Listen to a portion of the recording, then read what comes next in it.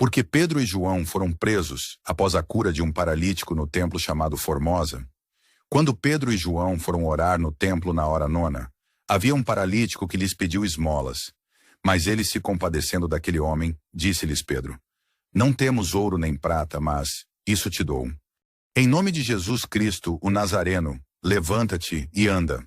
Esse fato sobrenatural chamou a atenção de todos.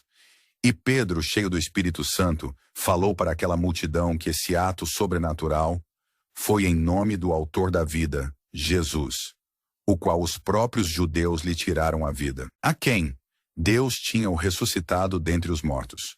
No discurso de Pedro, se converteram ao Senhor Jesus quase 5.000 almas. Isso aborreceu as autoridades do templo, que se dirigiram a eles no intuito de prendê-los, a qual está escrito assim: Pedro e João ainda estavam falando ao povo quando chegaram alguns sacerdotes, o chefe da guarda do templo e alguns saduceus. Eles ficaram muito aborrecidos porque os 2 apóstolos estavam ensinando ao povo que Jesus havia ressuscitado e que isso provava que os mortos vão ressuscitar. Atos 4, 1 e 2. Observe que no meio dessas autoridades não tinha entre eles os fariseus.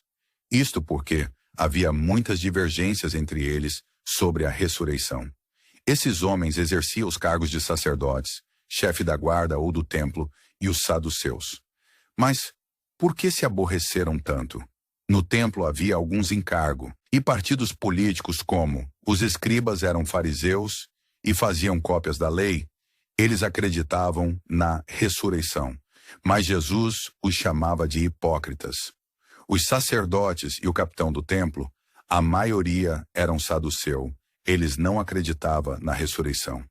O problema é que eles não estavam preocupados ou alegres com a cura do paralítico.